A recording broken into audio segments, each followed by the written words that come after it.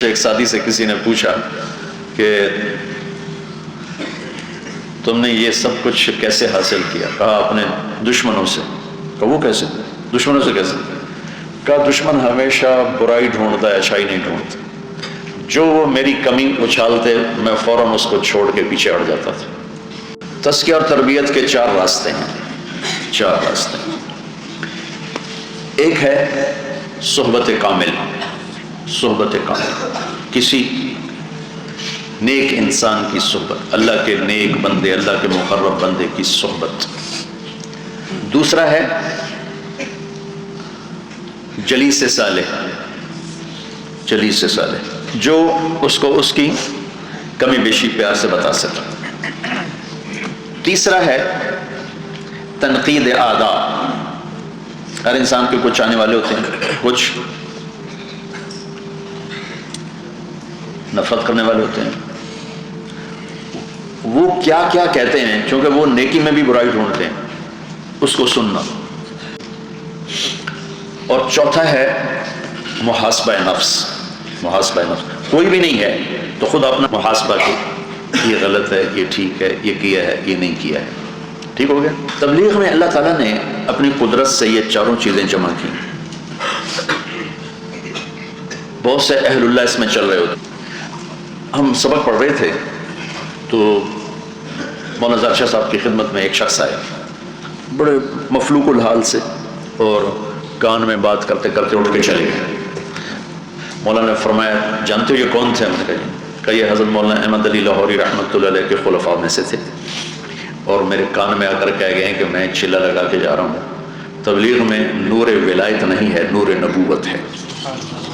حضرت لاہوری کا کشف بڑا مشہور تھا، بہت صاحب کشف ہستی تھے، آگے ان کے بعض خلفاء میں بھی وہ چیز منتقل ہوئی۔ تو یہ مجھے اس بچے کی برکت سے واقعہ یاد آیا کہ کنز کا سبق ہو رہا تھا ہمارے، یعنی ابتدائی سال تھے ہمارے، ابتدائی، میرا خیال 3 سال تھا۔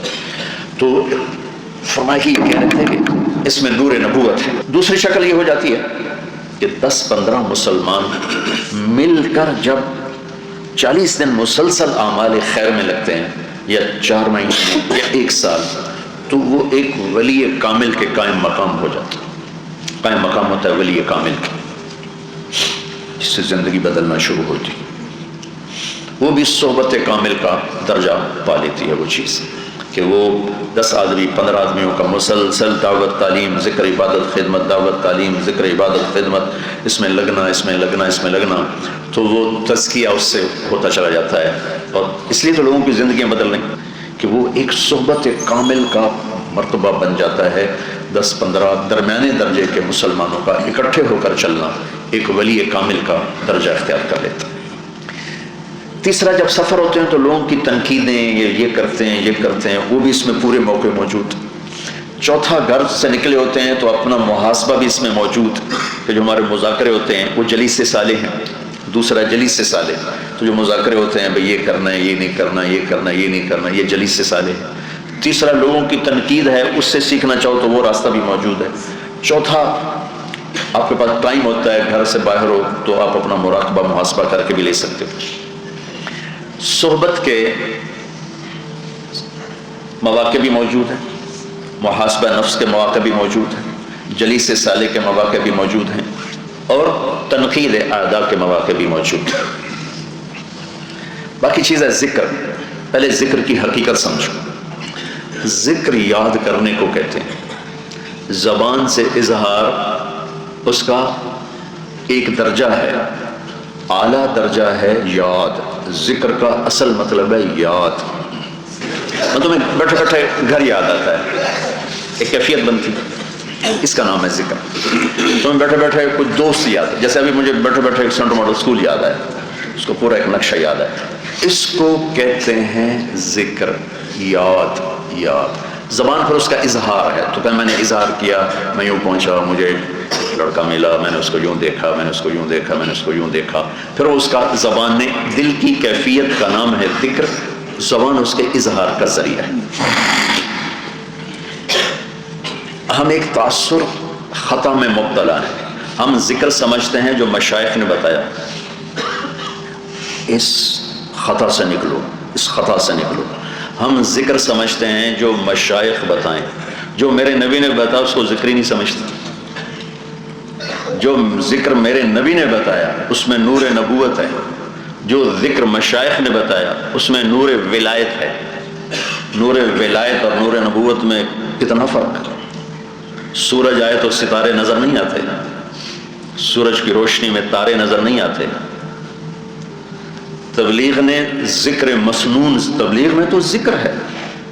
ہم بیٹھے ہوئے تھے، مولانا عبداللطیف صاحب رحمۃ اللہ علیہ حضرت رائے پوری کے خلفاء میں سے تھے، وہ بڑے سیدھے سادے بزرگ تھے، پنجابی بولتے تھے۔ ہم ملے پوری جماعت، کہنے لگے تسی بہتا کھایا کرو، تسی ذکر بہت زیادہ کر دے۔ تو ہمارے امیر تھے قاضی مسعود صاحب رحمۃ اللہ علیہ، وہ پیر خورشید احمد صاحب رحمۃ اللہ علیہ کے خلیفہ بھی تھے، وہ تبلیغ میں بھی بڑے فعال تھے، امیر تھے۔ کہنے لگے حضرت ہم تو صرف مسنون ذکر، ہم کیا ذکر کرتے ہیں؟ ہم تو کوئی زیادہ ذکر نہیں کرتے، ہم تو بس یہ 3 تسبیح پڑھتے ہیں صبح شام کا، یہی تا ذکر ہے۔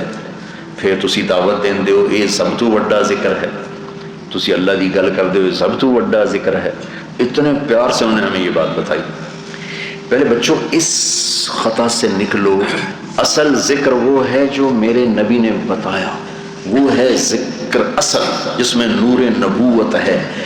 باقی جو اذکار ہیں وہ بعد کے زمانے کی پیداوار ہیں، علاج کے لیے وہ استعمال کیے گئے، اور اس میں مشائخ اہل اللہ اولیاء کرام کا نور ہے۔ میرے نبی کی زبان سے نکلا ہوا ذکر، اس میں میرے نبی کا نور ہے۔ اب صبح شام کی دعائیں اہتمام سے پڑھو۔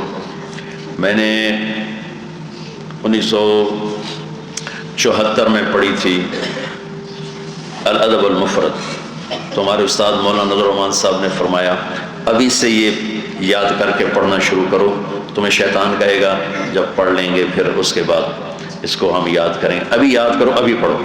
1974 اور آج 2017 مسنون دعائیں میری زندگی میں داخل ہیں۔ در حسن حسین سے صبح شام کی دعا، میں نے مولانا سعید خان صاحب کا ذکر دیکھا، ہر موقع پر جو دعا میرے نبی نے مانگی وہ زبان سے نکلتی تھی، ہر موقع پر ٹھک ٹھک، کمپیوٹر نہیں ہوتا جیسے۔ میں اس شخص پہ کیوں نہ قربان ہوں، میں نے کوئی چیز سنت سے ہٹ کر دیکھی کوئی، جس موقع پہ جو میرے نبی کی زبان سے نکلا ایک دم ان کی زبان سے نکلتا تھا۔ میں پہلے صرف صبح شام کی دعائیں پڑھتا تھا، پھر ان سے متاثر ہو کر میں نے موقع موقع کی دعائیں دیکھنا شروع کی۔ اس موقع ہنستے ہوئے کیا ہوا، روتے ہوئے کیا ہوا، کھاتے ہوئے کیا ہوا، سوتے ہوئے، کمرے میں داخل ہیں تو کیا، نکلیں تو کیا۔ بچوں ذکر وہ ہے جو میرے نبی نے بتایا، اس کے ساتھ دعوت کے اعمال، یہ پورا پیکج اللہ نے ہمیں دیا، تو اس سے آپ کی میری زندگی میں تزکیے کے سارے اسباب موجود ہیں، سارے اسباب۔ میرے نبی کے بتائے ہوئے اذکار میں تزکیے کا پورا سامان موجود ہے، پورا سامان موجود ہے، اور تبلیغ کی نقل و حرکت میں صحبت کا پورا سامان موجود ہے۔ اس لیے میں کہتا ہوں، حاشا وک اللہ، میں نہ تقابل کرتا ہوں، نہ تردید کرتا ہوں، نہ تنقیص کرتا ہوں۔ تمہارا ذوق ہے مبارک ہو، لیکن اس کو فارغ ہونے کے بعد تمہیں شوق ہے تصوف میں آگے جانے کا تو تم کسی سے بیعت ہو جاؤ، مجھے کوئی اشکال نہیں، کوئی اشکال نہیں۔ ہاں جو میری ترجیحات ہیں وہ میں تمہیں بتاتا رہوں گا۔ میری ترجیحات میں تبلیغ، یہ شکل تبلیغ نے قائم کی۔ تبلیغ اس وقت بازار میں بکنے والا سودا ہے، اور اس کے افادے استفادے کی شکلیں اس سطح پر آئی ہیں کہ قرن اول کی یاد تازہ ہو گئی، اور وہ ان لوگوں نے تبلیغ سے استفادہ کیا ہے جو آج تک 14 صدی میں اس کی مثال نہیں ملتی کہ گونگے دائی بن کے چل رہے۔ کبھی سنا گونگے دعوت دے رہے ہیں؟ ایک گونگا، میں نے پہلے بھی شاید تمہیں بتایا، گونگا اندھا بھی تھا، گونگا نے کہا اندھا بھی تھا۔ تو میں نے مجھے ایک ساتھی نے بتایا کہ ایک اندھا ہے اور گونگا ہے، اس سے روزہ لگا چکا ہے، چلا لگا چکا ہے۔ میں نے کہا وہ کیسے لگا لے، مجھے بتاؤ وہ کیسے سنتا ہے، کیسے سمجھتا ہے۔ اس کو لائے تو اس کا بھی وہی حال تھا، اس کا ترجمان اس کی انگلی پکڑ کے ایسے اشارے، یوں انگلیوں کے ساتھ کچھ کھیلتا تھا، تو اس کی انگلی پکڑ کے وہ اشارے کرتا تھا، وہ مجھے بتاتا تھا۔ اب وہ 3 چلے لگا چکا،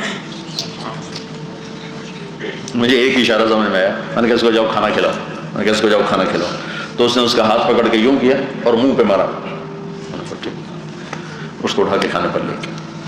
تو یہ سودا بازار میں اس وقت بک رہا ہے اور ہدایت کا ذریعہ بن رہا ہے۔ اس لیے میں تو تمہیں وہی کہوں گا جو تمہارے لیے زیادہ انفع ہے، باقی میرا جبر کوئی نہیں. یہاں چار دیواری سے نکلنے کے بعد آپ اپنی خانقاہ بنا کے بیٹھ جاؤ، مجھے کوئی اعتراض ہے؟ کوئی اعتراض نہیں. جس بھی خیر کے کام میں لگو آپ اللہ کے فضل سے ہمارا ہی کام کر رہے ہو، لیکن مالک کی خواہش ہوتی ہے کہ اس کا سودا قیمتی سے قیمتی ہو کے بکے. میری خواہش ہوگی کہ آپ اعلیٰ سے اعلیٰ شکل میں استعمال کریں. دلوں پر قبضہ تو میرا کوئی نہیں.